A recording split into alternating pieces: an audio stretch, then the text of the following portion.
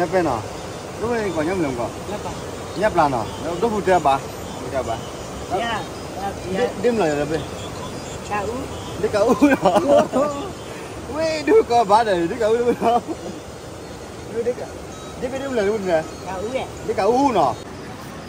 Giờ về quy đứa nào? Ba quy về nè. Mình ra rồi. Ini boy lihat boynya sih pak. Tak kena oma ewa khiri deh. Nah berani berburu nak. Ya. Ini boleh kami ni. Jadi ni yang berburu jalan-jalan yuan sana. Kami ko. Dia tu mau ni. Ni nak.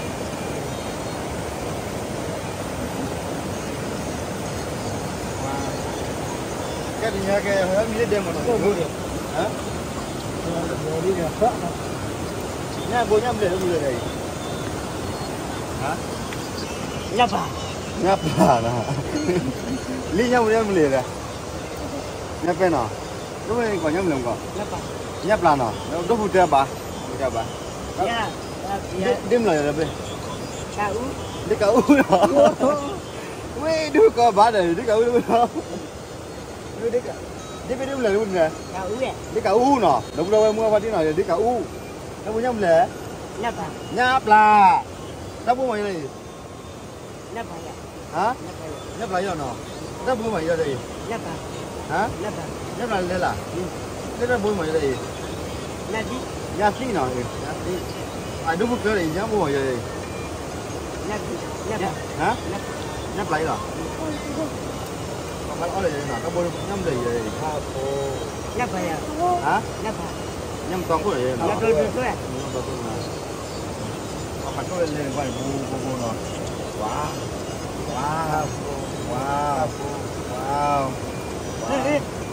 thế chỗ bu này Đi về. cái chỗ chụp nào mày đi đêm này rồi nè Cà ú. cậu nè cậu đêm 10 đâu đêm nào Đi về. Có phải đi về. Poi nhảy được ai những nhau được poi nhảy thì làm mà bao rồi poi nhảy đi ra đây lấy nhà đúng không vậy từ cả bên nhau một cái nào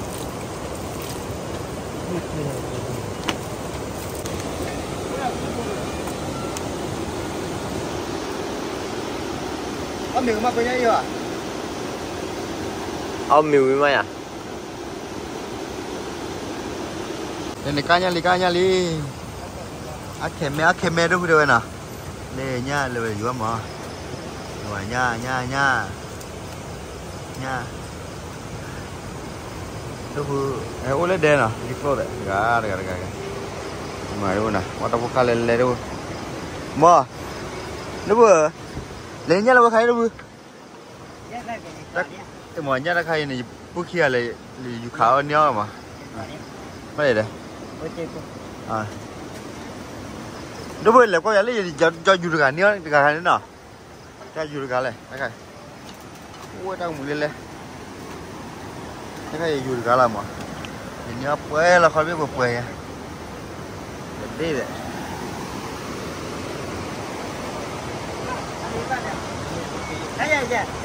Dạ mà kia. mò khi này muốn nói lên lại đây Muốn nào rồi mới chuyển lên cái em may rồi nè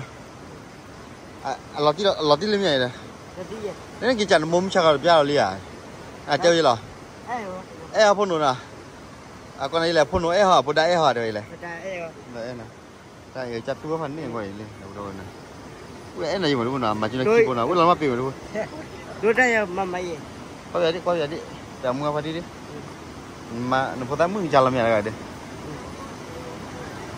mà đây ra bóng chăn đâu mà luôn nè đây nè nó múa mà luôn nó múa mày là đây nè em bao đi nè em mua ba đây này là cha mi bao nhiêu kìa mình nói đâu rồi lưu cho nhỏ bảo là người ta về hỏi vậy là ông mình đến nhà ông mới nói đi ông mình nhà yeah về mà Ini ada wadah kuidu nah. Bau iwe nah. Enggak ya.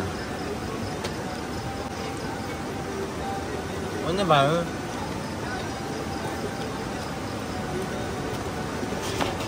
Ada cap dah no.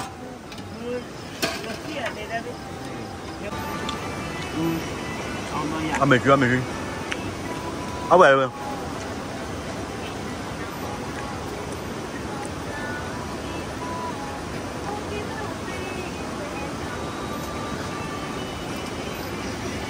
Boleh gal ya, gue mah, udah. Nya.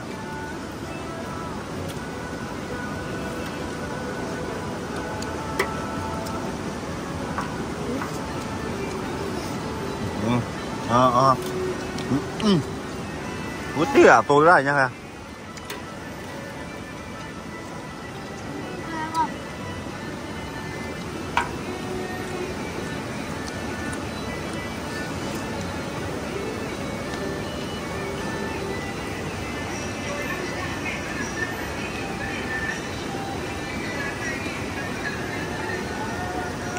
Âu giàu vậy?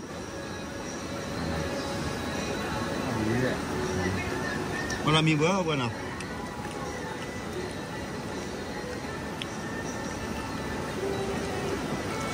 Vale.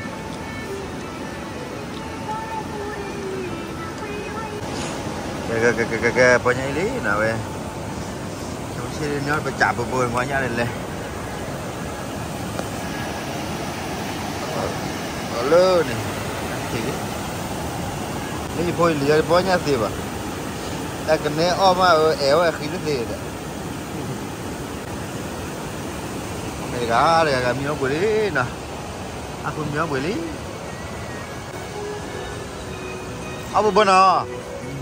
Anak ni apa lak kira na? Kira demi ya.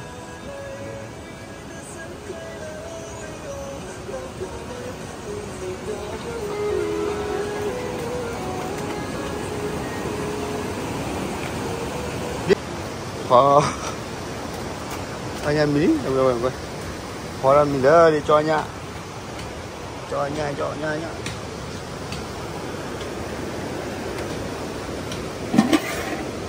Ồ. Nha phạt nó lè này này.